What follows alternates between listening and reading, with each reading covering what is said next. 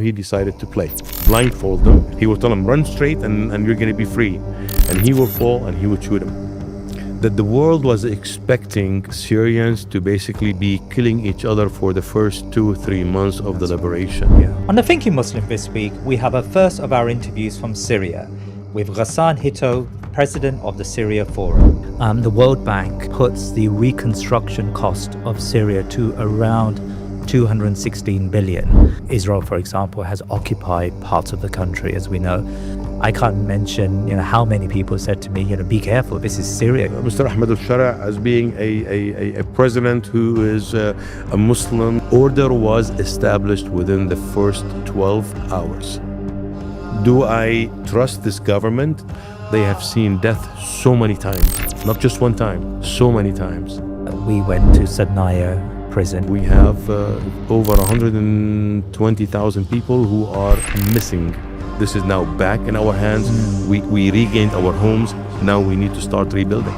And who is best to catch Syria up except So we're here in the old city of Damascus with Ghassan Hitto, who's the president and co-founder of the Syria Forum. Ghassan Hitto, assalamu alaikum wa rahmatullah, and welcome to The Thinking Muslim. Alaikum assalam wa rahmatullahi wa barakatuh. Thank you, Brother Jalal, for inviting me, and thank you for visiting Syria.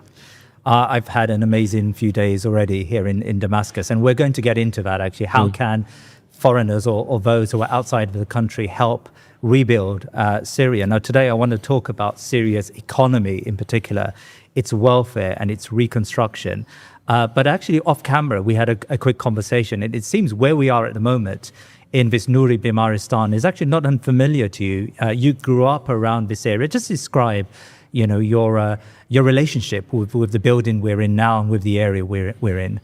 Well, you are in the middle of history, and poets who have wrote poems on Damascus. At times, they have described this to be the center of the universe. Damascus has a romance with many people, Syrians and non-Syrians, for many things, just because it is known to be the oldest inhabited city in the world. We are in the city center. We are in the historical district. This place, and I'm really grateful that you have selected this place. This shows the significance of the Muslim contribution to the civilizations that we live in. This used to be a hospital that was built probably about 1,000 years ago. Yeah. And this is amazing. This is now a museum that shows, the contribution of Muslims to medicine. I grew up in this area. Actually, my father's shop is right outside this place, maybe 30 steps from here. Really? My father established the 6th sock factory in Damascus, is known for its textile business, and my father was in a textile business. So I grew up here in this area. I'm a Damascene, and this particular area, there is a ton of history. If you go to the Umayyad Mosque neighborhood, which is maybe half a kilometer from here, Brother Jalal, this is my message to our brothers and sisters, who would listen to this podcast. Syria is in the heart of Bilad al-Sham. We have to realize that, and its significance is important. So knowing Bilad al-Sham, knowing Syria, it's part of us. If you want to see Masjid Khalid bin al-Walid, it is in Syria. If you want to see the tomb of Abdullah bin Umar ibn al-Khattab, it is in Syria. If you want to see the tomb of Ibn Taymiyyah, it is in Syria. So it has a significance for this ummah, this place. So I'm glad you're here. I'm glad you're visiting. There's a lot of opportunities to see things that are one of a kind that you will only see in Syria. And each of these 14 major cities around the country, each one of them have its own significance, its own historical significance. So I'm glad you're here. No, Jazakallah khair, and we're really thrilled to be here. It's been an amazing journey so far. We've visited so many places of historical importance. I mean, there's the graveyard here of the Sahaba. This is something which, we could never imagine that we would be able to visit such important sites for the Muslim Bilal bin Ummah. Rabah is in Bab Bilal al bin which is Rabah. only maybe a couple of kilometers from here, from Yeah. where we're sitting. Absolutely. Now, today we're here to discuss Syria's future, its economy, its welfare, its reconstruction. You've described your journey from the airport, which I've made as well, from the airport to your residence, and you see children selling napkins. It's a country with, I think, 90% of Syrians are living under the poverty line. Like, when you look at Syria today, where do we start? I think to be fair for this, what I believe is a great country, it's a very significant country in the Muslim world. We have to describe the current situations. Like you said, there are 90% of the Syrian people living below the poverty line. Let's break down into other statistics. I will not overburden the viewers with this. About over 9,000 schools that have been destroyed by the Assad regime over the last 14 years. Yeah. Half of them have been destroyed partially, half of them completely. The result of that is 2.4 million school-aged children. They don't go to school. There are about 2 to 3 million housing units that have been destroyed. So the country is right now is not feeling well. It's ill. Inshallah, it will recover, but it needs a lot of work and it needs a lot of effort, not only from Syrians, obviously, but also from our brothers and sisters to really contribute to bring this country to play its role that is intended to play in the region. Syria is important for the stability of the region. The World Bank puts the reconstruction cost of Syria to around $216 billion, and that's roughly 10 times Syria's GDP or current GDP.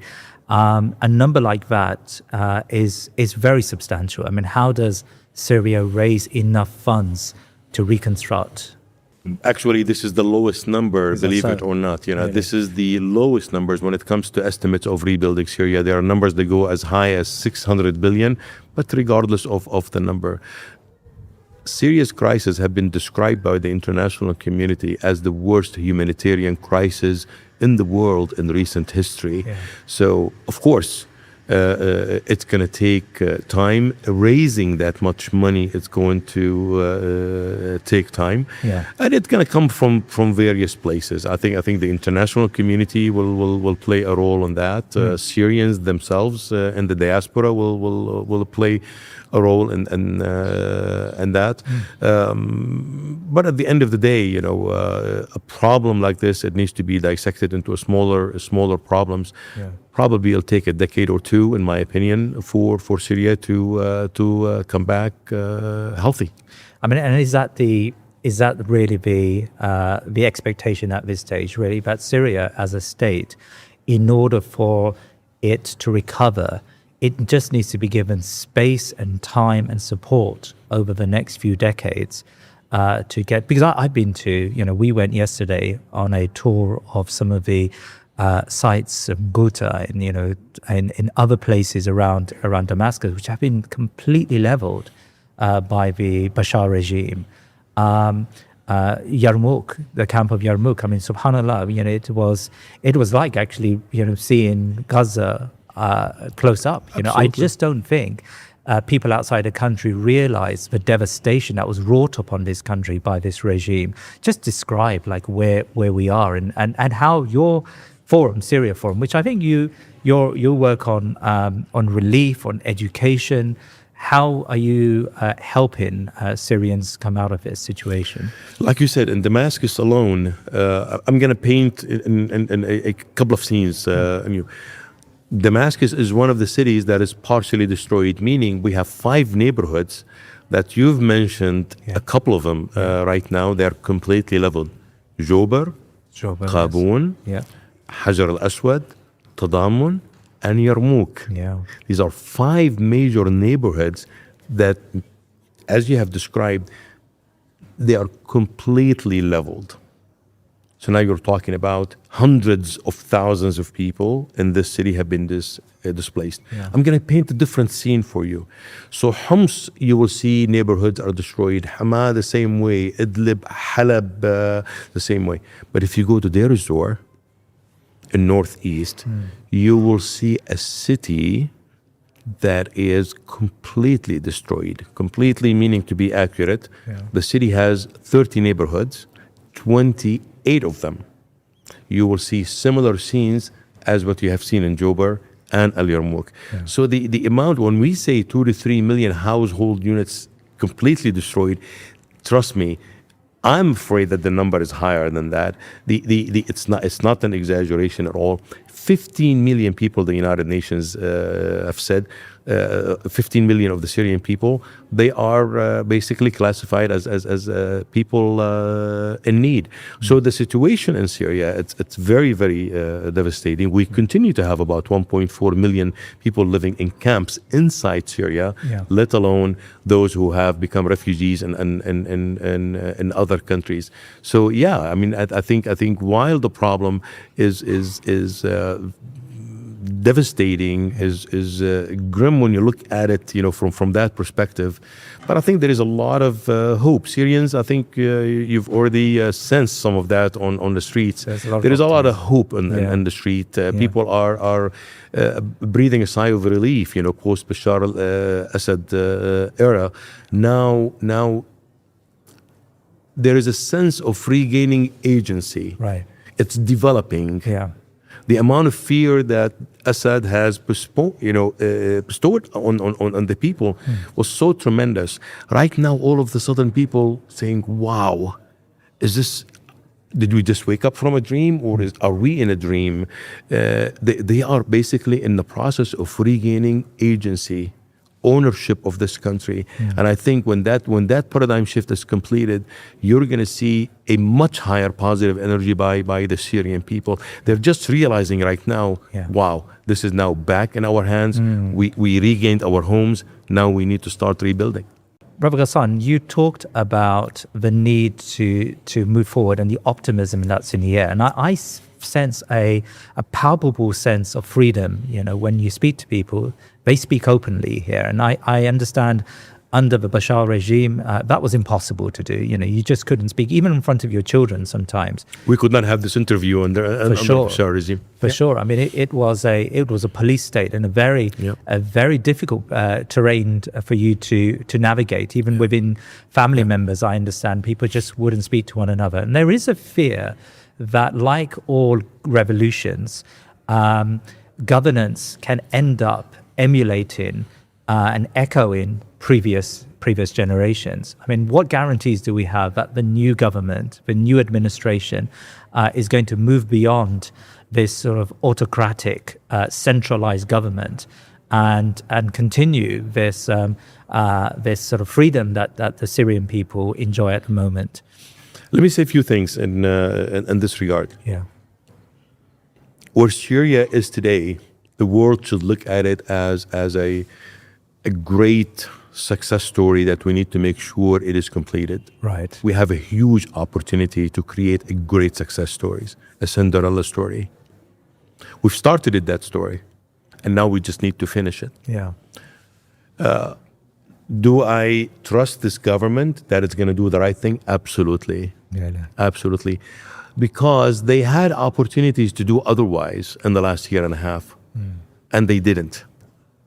They've consolidated a lot of the military groups. They've tried to include as many people as although they've been accused on there, they're kind of not including enough. But look, they just toppled Assad. My goodness, this is almost miraculous. This was even in our dreams of dreams that this will happen.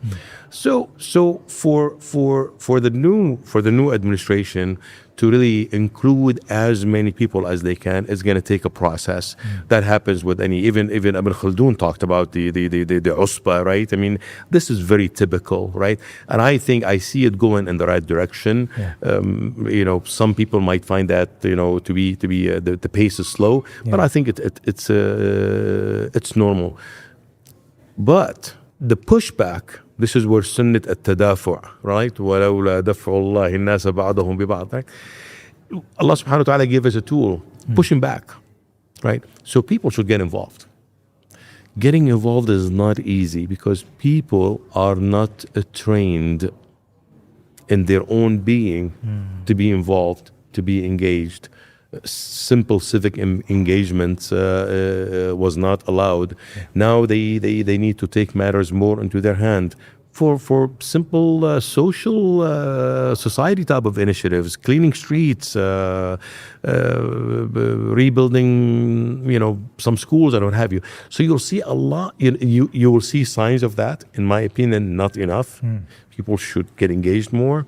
Should be more aggressive in taking matters into their hand in a correct and positive way. I don't think they need a lot of permission to engage, and rather I think the mindset of the government welcomes that. But if they don't, if the society doesn't get engaged, the society will create their own dictatorships. We should not fool ourselves. If we are not involved, of course, that's the government is going to be more authoritarian, is going to be more autocratic, is going to make its own decisions. It'll have less consultation with people.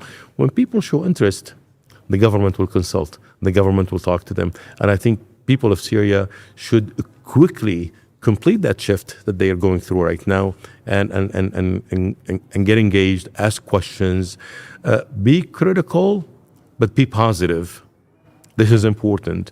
Others also should be positive. Sometimes you hear of if you want me to allow, they see Mr. Ahmed al-Shara as being a president who is a Muslim. He appears Muslims. He has a beard, and what we know of him is a good Muslim. And all of a sudden, they're asking for an Islamic state. Allahu Akbar! Where did you come up with this idea? How is he going to create this overnight for you, just to satisfy your desire, your hawa? And unless he does an Islamic state, he's a bad person. No. It's going to take him time. It's called tarbiyah, right? Isn't that what we talk about? So the Assad allowed many things that we would consider haram. Look at Turkey, right? How long President Erdogan, took to create some of the transformation. Syria is no different, and that it's going to take time to also fix the damage that happened to the people. On the economy, Syria was under very punitive sanctions by the international community, the EU and the US. Those sanctions have now been lifted. You said it's a first step, not a magic wand. Banking-wise, I mean, Syria still uses hard currency, dollars mostly, to engage with the norm of just the most basic of activities. The banking system yet hasn't, although I hear some snippets of hope, but the banking system yet hasn't come back. How is this affecting the ordinary lives of Syrians, and how does that affect just the ability to reconstruct this country? The banking system is a major issue in Syria, and it needs to be resolved.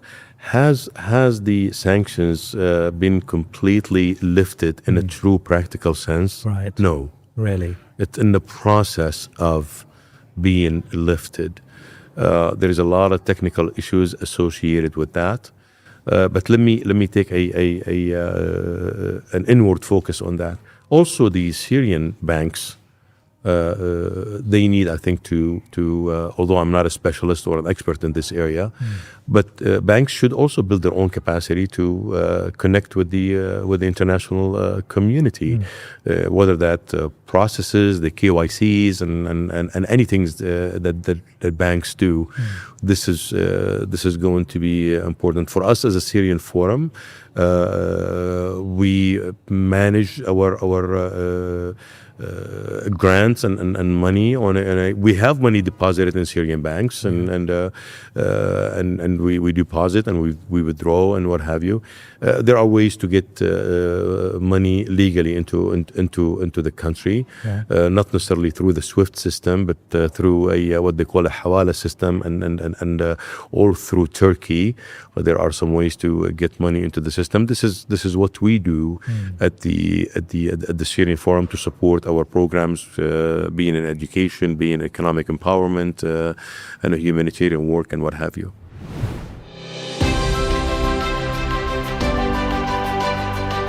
Assalamu alaikum. This is Zahra here in Isakia, Wajir County, Kenya. You see me looking off to the screen, it's because there's goats coming. They're running so fast. You're gonna see them right now.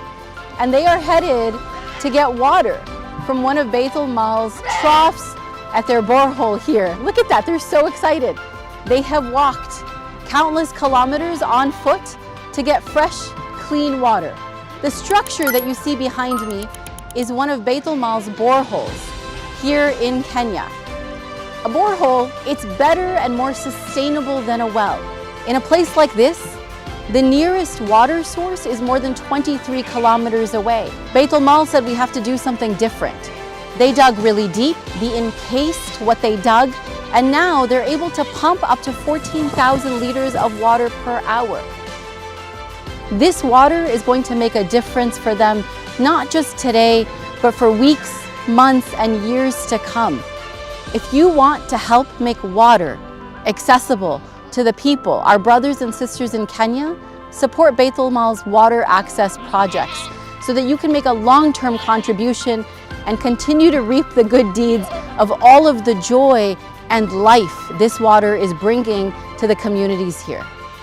Please visit btml.us/thinkingmuslim to donate now. There are reports that some 28 billion has been earmarked for foreign investment into this country from the Gulf states, from Turkey. I suppose the fear is that some of this money is there to create an extractive economy, to extract rather than to rebuild. I mean, how does Syria guarantee that the money that's coming into its country, foreign investment, is going to be used to rebuild Syria in the long term in a sustained way? There are investments coming into the country, not very large, not very many. When I met the president a few months ago, he mentioned about $58 billion that have been made in terms of commitments. Sorry. Has the money come in?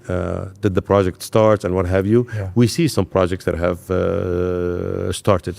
But your question is more specific, what should Syria and Syrians do? I think we should focus in Syria on with the assumption that Syria is a great investment opportunity, and Syria it is a great investment opportunity in all sectors, from tourism to manufacturing to agriculture, you name it. Huge. It's a green field, and I encourage a lot of investors to consider Syria now and be the first movers into the country. The issue, the challenge that we face right now in Syria is creating an attractive investment environment, and that's a suite of things that needs to happen, from laws, regulations, qualified human resources, and what have you. So the investment opportunities is a major concern for the government. Actually, we just finished a 3-day conference on that. Syrian Forum and our research center was the entity that provided all of the intellectual the expertise, behind the scene. Yeah. The focus is creating that investment opportunity. What are the components that we can all work on to create that investment opportunity. So you see people talking about SWIFT only. SWIFT brings money in, Yeah. right? Are there is the investment law regulations protect the investors to what extent? Labor laws, taxes, trained human resources, these things. How do you tax? Import. Do you really? The Syria wants to focus on a trade balance, right? Trade balance meaning you got to push more manufacturing. We don't have a lot of oil and gas to export, so you need to have products that you need to manufacture and compete with regionally and export it. So these topics are live in the minds of the government, in the minds of the private sector, and they should be worked on, and then being worked on seriously. So I think very soon we have a good draft of the investment law.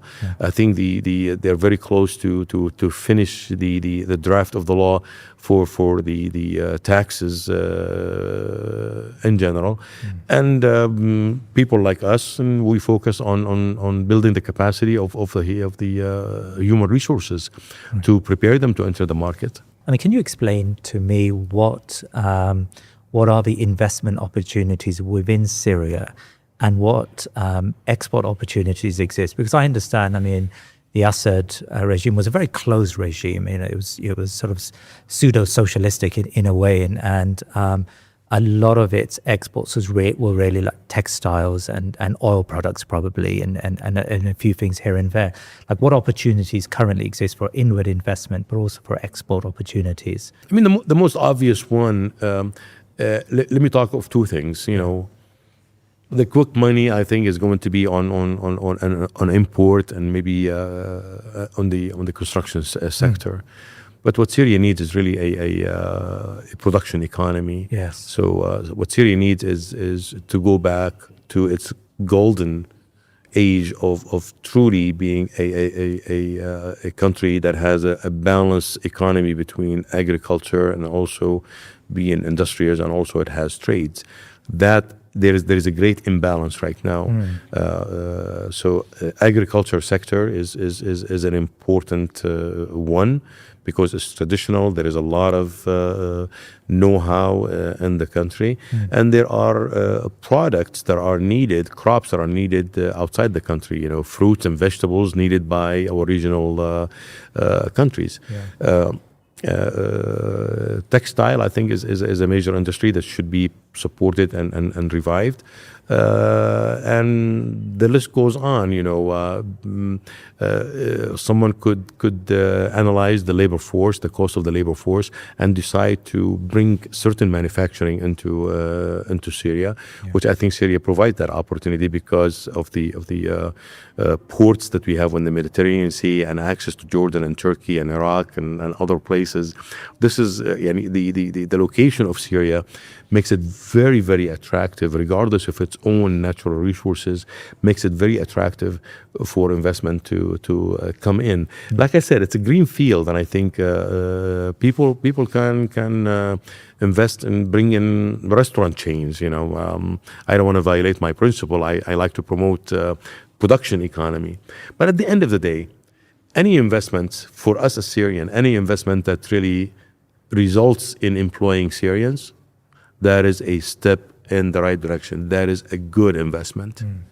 Do Syrians deserve to see high quality products delivered to them at a very decent price? Yes. I think they need to be afforded that opportunity.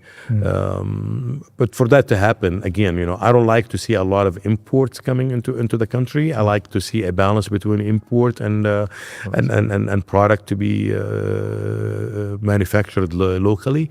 And historically, Syria produced good, excellent product for the region. Right. In a lot of the sectors. On that, Syria, of course, has immense human potential, and a lot of that potential left the country. I mean, maybe 3 million plus refugees in the region and beyond. There's many refugees, Syrian refugees, where I live in the UK. What does Syria need to do to bring back this knowledge expertise that exists across the world? Because of course that alone could potentially kickstart a lot of these economies, this production economy that you talk of. Yeah, I think you've put your finger on the pulse here. This is a major issue that Syrians should pay attention to, because we have a wealth of knowledge and expertise of Syrian expats. Whether they're outside prior to 2011, or they have become refugees post 2011. Actually, the number of refugees is about 7 million, 3.5 only in Turkey, and then the others is between Europe, Lebanon, Jordan, and Egypt, and maybe other places as well. The issue that you're raising is very important, is how do I speed up the process of creating this attractive investment? Yeah. That means I need to bring in this knowledge, vast knowledge that I require. Syria fell behind in many ways. Now I need to get Syria caught up. And who is best to catch Syria up except those Syrians who have left the country? They got their education outside, they've gained a lot of experiences, and now they're able to come back. Now, how do we bring them back? A person who lived in the UK has become a UK citizen. A person who lived 20 years in the US or so has become a US citizen, and what have you. Yeah. So personally, I say the following. We have the responsibility, and this is what we do at the Syrian Forum. We have the responsibility to create opportunities for those experts to come in and share their knowledge with Syrians. We do that through our Dullani program. We bring them as volunteer trainers. They train on a specific skill for about 3.5 months. The person who leaves that training, actually, we place them in a job. Wow. We don't train for the sake of training. Yeah. So they come in and train on a very specific skill that Syria needs. So these type of programs, we need many of them so we can take advantage. And the reason I'm saying this, because I don't want to make it difficult on expat and put a pressure on them and say, look, if you don't come to Syria, then you're a bad person. No. Stay where you are if you desire to do so. But keep Syria in mind and think about what is your tolerance level of supporting. Can you spare 200 hours a year? We need to figure out how we can use these 200 hours. Yes. We can do a lot of damage with 200 hours for someone who has certain expertise, right? Some people may, who are closer to retirement, they can maybe take few months at a time, and dedicate that to Syria if they have not decided to move. So we have to get more creative and engaging. And there are examples of that happening. Are those examples enough? No. And the opportunity, and this is what I tell people, the treasure that we have with the Syrian expat, not only with expertise, but also Syrian expats are financially capable individuals, and they will make a difference. I don't know if they can build the country on their own, but they will make a huge difference in really setting the stage for future of Syria. And does that extend to non-Syrians as well? Of course, the Syrian revolution attracted a lot of non-Syrian Muslims who felt duty-bound to help their Syrian brothers and sisters. And there's a lot of goodwill out there amongst the Muslim Ummah, especially in the West, experts, people who are in professions that maybe Syrians require. Maybe they can join these programs that you talk of. Like, how can non-Syrians help the country? In many ways, actually. Basically, they need to take time to recognize that Syria exists and the importance of Syria and the position of Syria in terms of history and now in the Muslim Ummah. And there is a lot of ahadith talks about the importance of Bilad al-Sham and what have you. I'm not going to get into that. So they should keep that in mind. People ask me, why did I leave the U.S. After 42 years? One of my reasons in my mind to make sure that my intention is correct. This is Bilad al-Sham, and Prophet Muhammad ﷺ spoke explicitly not in a hindering way, not implicitly, explicitly of Bilad al-Sham. So this is important. So being here is has a dimension that's bigger than me. That's being a Damascene. I'm just blessed that I've been born and raised in here. But I think working in here, working with the people of Syria is extremely important. And also I think it's a great opportunity for many things. People who are interested in da'wah, there is opportunity here. Exchange knowledge, back and forth. There's a lot of mashayikh, shuyukh in Damascus that we could benefit. We met a student just now who's come back, who's come to Syria. And Syria used to have a thriving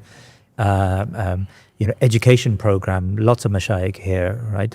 Talk to that, like how do we bring back that young student seeking knowledge in a country like Syria? And for me, as a Syrian Forum, we organize these things in a smaller way, but we can expand it.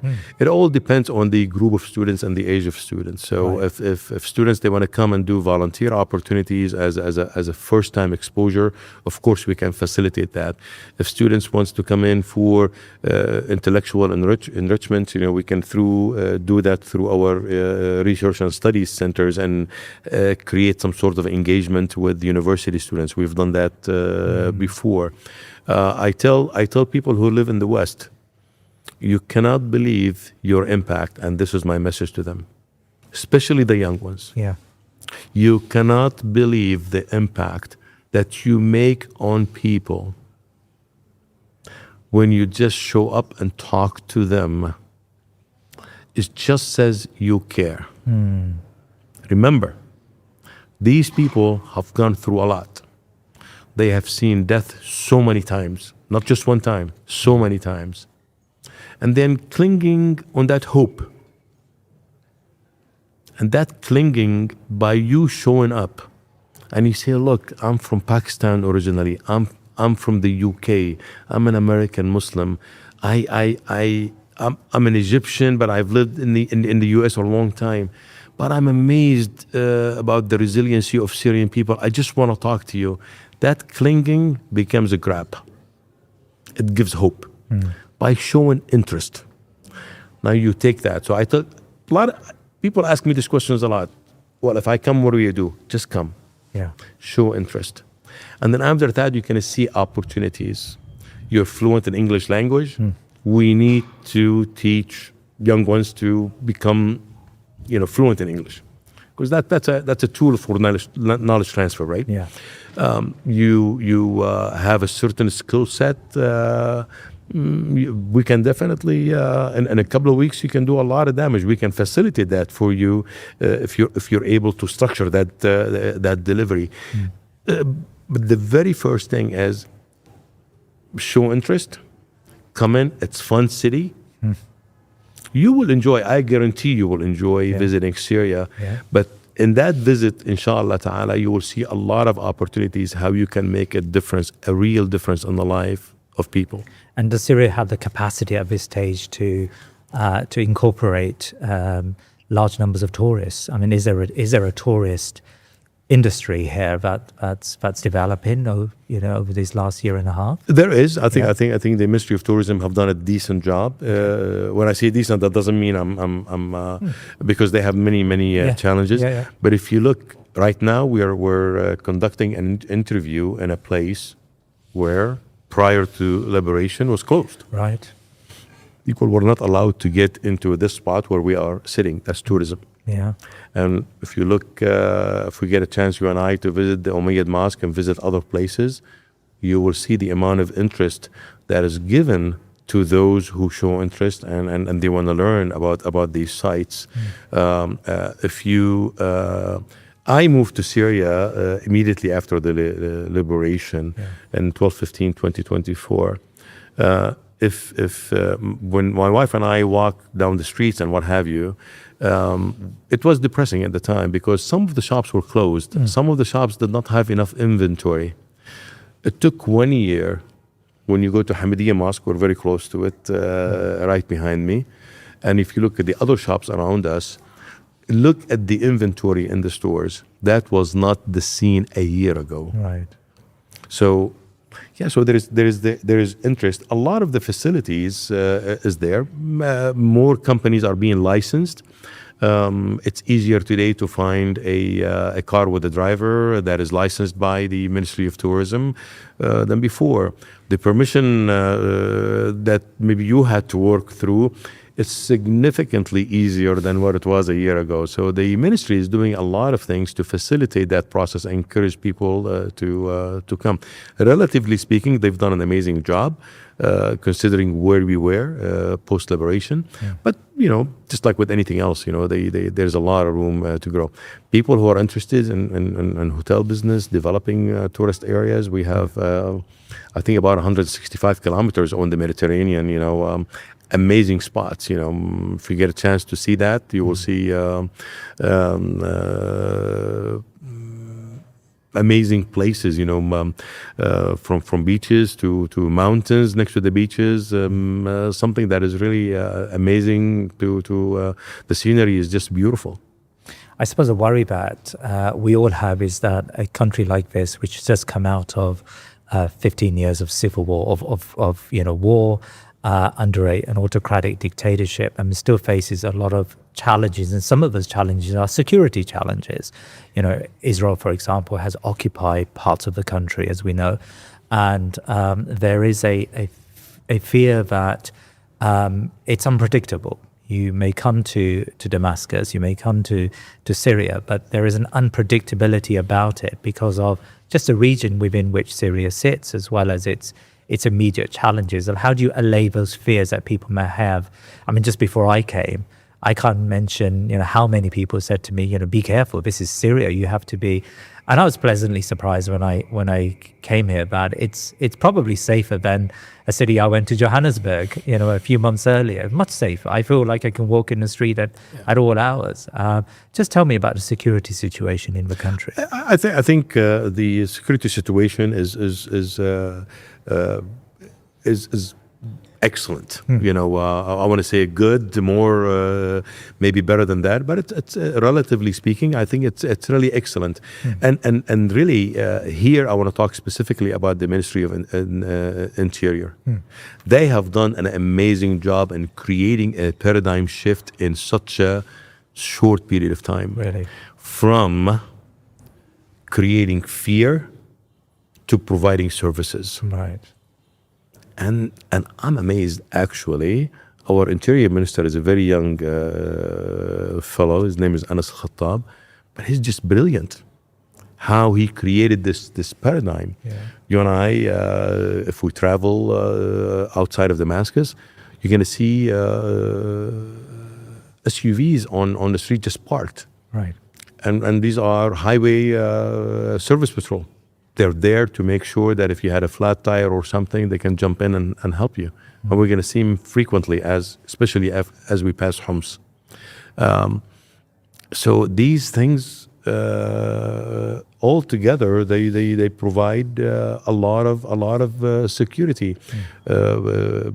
Traffic police are present on the street. It just takes your visit, Brother Jalal, to come in and you say, well, I didn't see anything you told me about. Yeah. I drove from the airport and I drove through cities. And you have to pass through some poor neighborhoods when you drove through the airports. Yeah. But it's relatively, it's safe, maybe not pleasant to look at, but it's safe. It doesn't give you the impression that you have to be fearful of yourself. I think I'm a known personality here, but I drive by myself and I go to the streets with my wife quite a bit. So no, I'm safety is very, very high, comfortable. Just like any other place. Would you go, 2:00 in the morning in Manhattan? I'm not sure if I do. I'm not sure if I do that in Murphy, Texas, where I live in a suburb of Dallas. Yes. I wouldn't go after 2 a.m. in the street. It's like any place else. I think the change happened a lot quicker than I thought.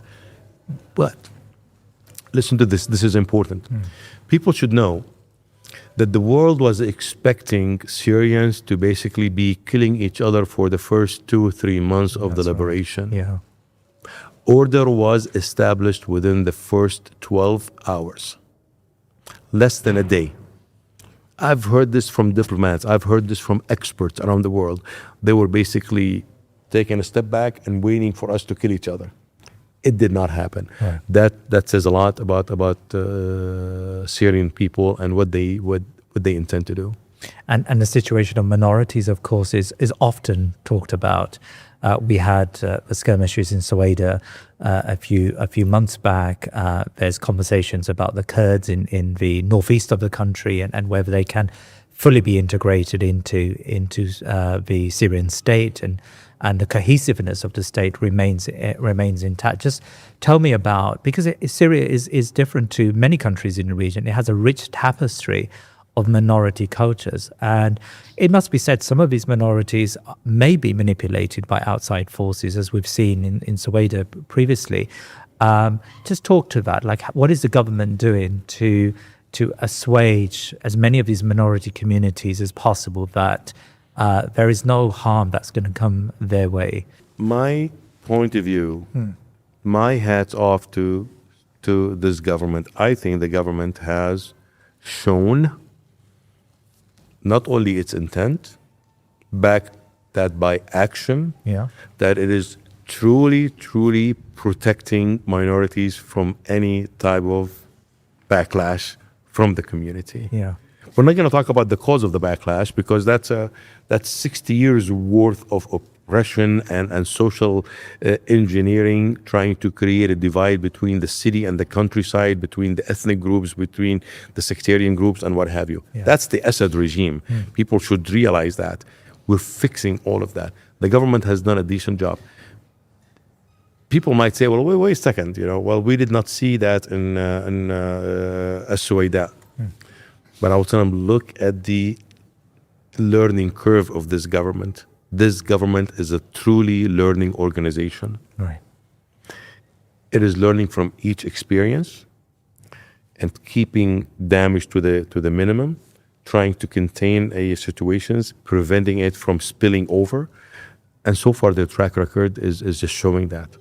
They performed the highest in Northeast with the Kurds in the way they have managed the situation with minimal amount of casualties. Right. But on the coastal line with the Alawite, I think by the admission of many, the government truly protected the Alawite as a minority from the backlash of the people. There is a lot of negative built-up emotions, if you will, from the Syrian people against the Alawite, and it's wrong to generalize, but Assad regime is from the Alawite sect, and hurt a lot of people, hurt a lot of Syrians, and Syrians kind of cast this on the Alawite sect, which is wrong. But I think the current government played a significant role. They've done an amazing job in protecting the minorities. Yeah. So that's a perspective not a lot talked about, but this is what we see on the ground, and I believe it's not perfect, but it's a reality. Meaning is hate speech. The government clearly is watching hate speeches and monitoring those who are pro-government, and sometimes if they have moments of hate speeches, they are not going unnoticed. They are being held accountable for things like that. Khutbah of the masjid, they have been removed from the post of a khatib of a masjid. So these are all good signs. The situation is not perfect, but it's being managed, I think, in a reasonable way, considering the circumstances and the resources available. I mean, how does one manage that? Because there is we know that some minority communities, most communities, but some minority communities were very much involved in the persecution and the repression of Syrian people. We went to Sadnaya prison, and subhanallah, I mean, it was a chilling, walk through a very chilling place. We went to Tadamun yesterday, where the massacre took place Amjad Yusuf, I think, was he's now been captured, but he was the head of a effectively a kill squad that killed large numbers of Syrians.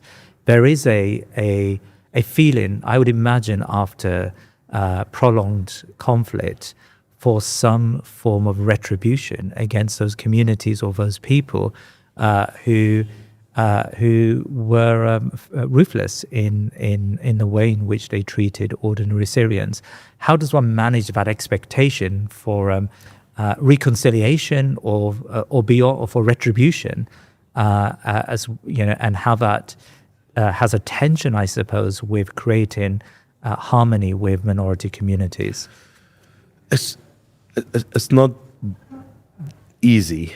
It is very difficult. Yeah. It requires first and foremost a lot of wisdom. It all depends whether you want to look forward or keep looking backwards. Yeah. But there are tools, reconciliations. There is transitional justice tools. There are social peace tools, and what have you. Conversation. Transitional justice is a technical process. That's a legal process that the government should continue to focus on that. We have a commission for transitional justice that focuses on that. That's basically look after those criminals who have clear evidence against them. They have committed crimes, and they need to be put in front of judges and go through the process to basically have their chance in court and receive the proper punishment. That process is there. But let me share with you just so I don't paint just a very positive picture and then we get skewed. Yeah. The amount of negative emotions and the pressures that people are under because of the suffering that they have gone through from the situation that you have described. People are not satisfied with the pace of which the transitional justice is taking place. Yeah. Although I've heard of few thousands already have been arrested and they are in jails right now. Yeah. But the enormity of the crimes, every day when I follow news, I hear of people talking about, well, this guy, he's done this and this and this, and he's still living outside and he's roaming the streets. So there is a lot of dissatisfaction just because people are not seeing the pace of transitional justice is taking place. That's one thing, that's the technical side. And there is nothing for people like you and I, when we're not in the government, we can do much about that. If we know of past crimes, we need to be brave. This is my message to Syrian people. Yeah. If you know of crimes that have been committed against you, against your family, your relatives, in your neighborhoods, you need to document that if you have documentations and report it to the Ministry of Justice. But the other thing that we should work on, I think that's your question, is really conversation. Yeah. Conversation is really in the hearts of our being as good Muslims. Da'wah is conversation. We need to talk to people. Right. We need to talk to people. This is an opportunity for us to show the natural positive sides of Muslims. With these different sects, I think we have a huge da'wah opportunity, in my opinion. And I'm using the term da'wah because here, the audience here is Syrians and non-Syrians. If I'm speaking to Syrians only, then we're talking about social peace. We need to create social harmony. But I believe that the more we talk to them, we will realize that casting this crime over an entire population is really wrong, is unfair.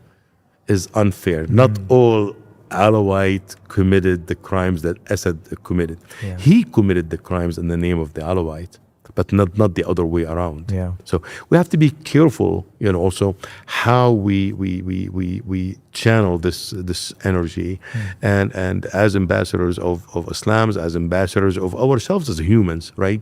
We need to use wisdom and good energy to let that human aspect of us really overcome يعني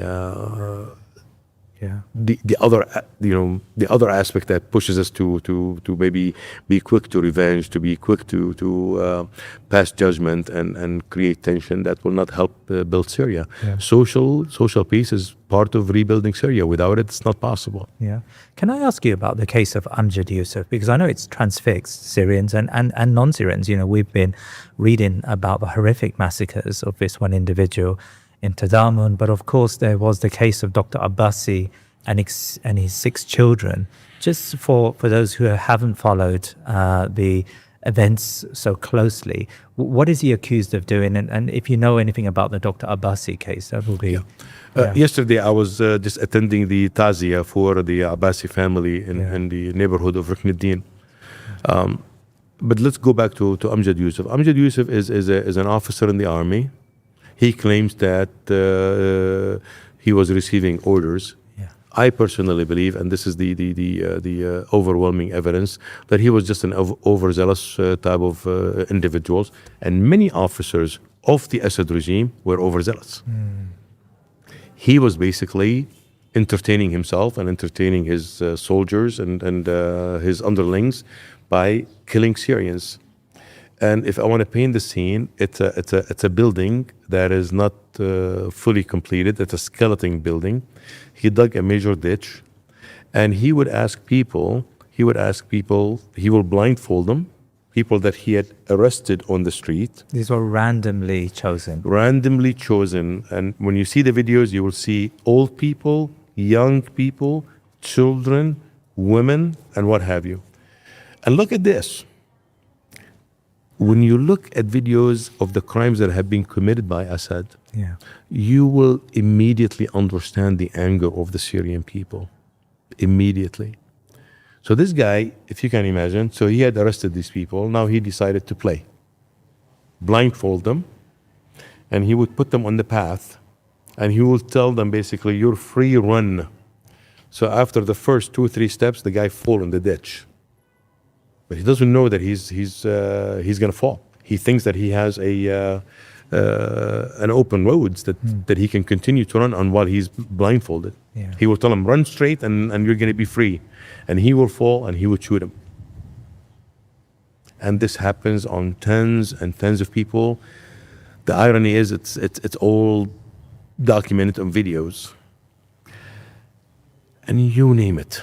The entire family, just like the Dr. Abbasi's.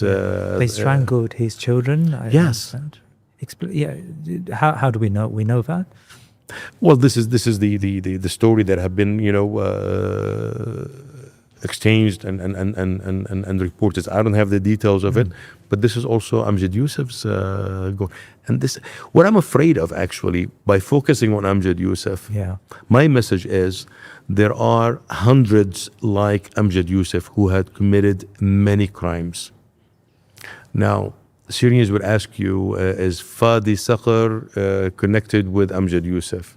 Right? Fadi Saqr is not arrested, but Amjad Yusuf is. So who was given the order? Right? And the list goes on and on and on of many examples. Maybe one time we bring in a panel and have these people who have documented this history to show you the example of random arrest, severe torture, and disappearing. We have over 120,000 people who are missing. Before the liberation, the statistics. Before the liberation, we thought we had 150,000 in jails. They liberated only 10,000. So that makes them missing about 250,000. Add to that 1 million people that have been killed.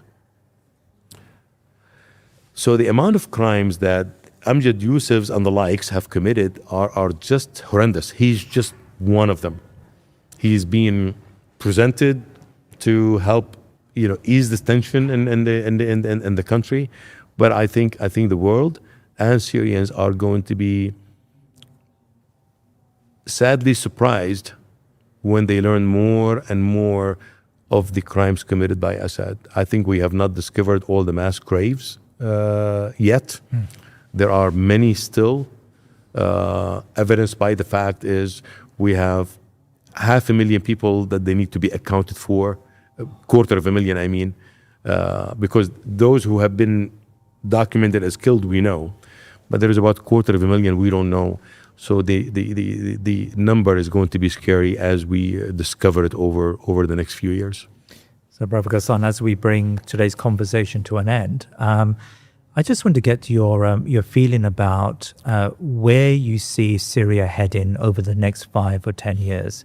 Organizations like yours, the Syrian Forum, do a lot of long-term reconstruction work, development work, welfare work. I know that we're going to visit some of the schools that are that have been developed by your organization a bit later on this week.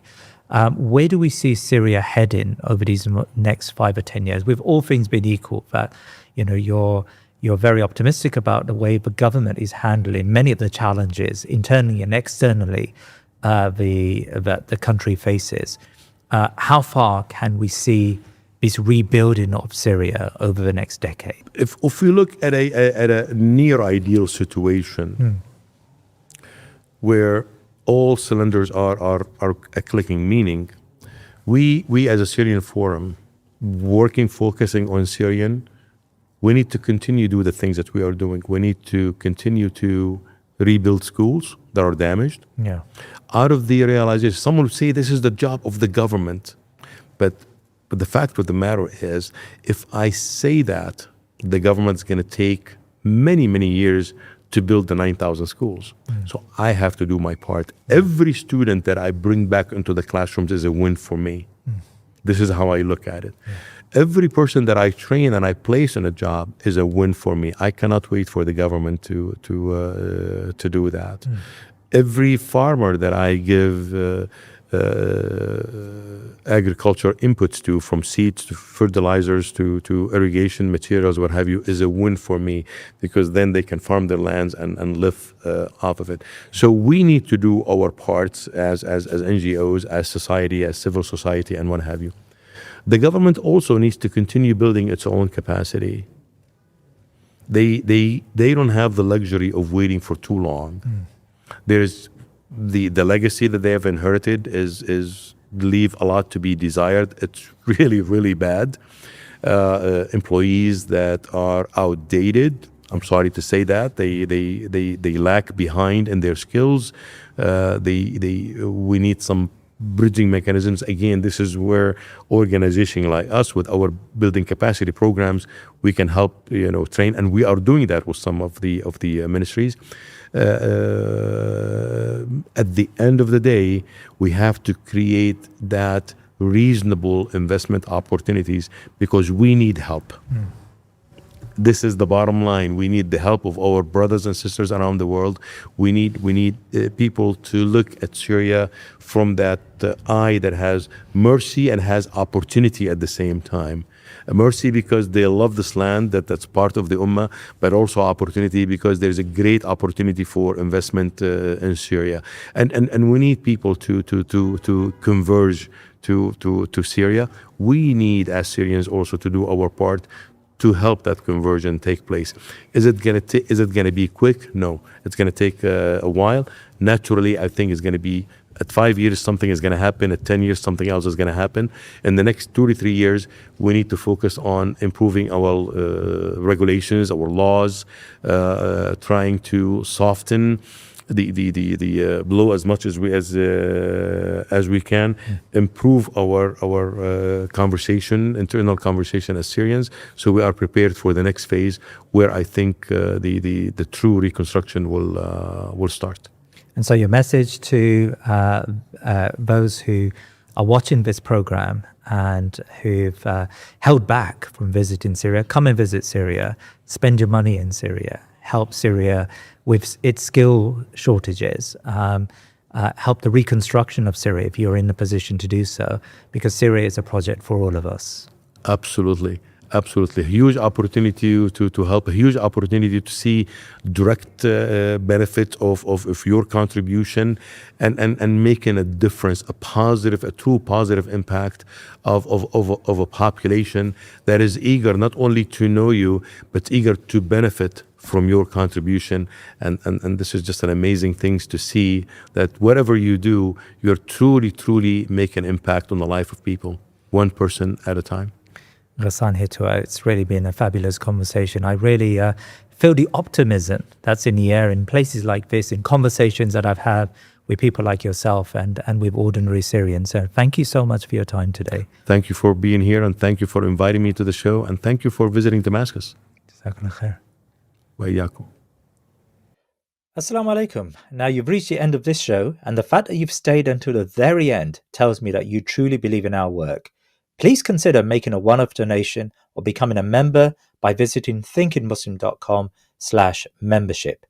Now your contributions give you exclusive behind-the-scenes access and the ability to ask questions to our guests and monthly calls with myself, my team and our guests like Sami Hamdi. Jazakallah khair and keep us in your du'as.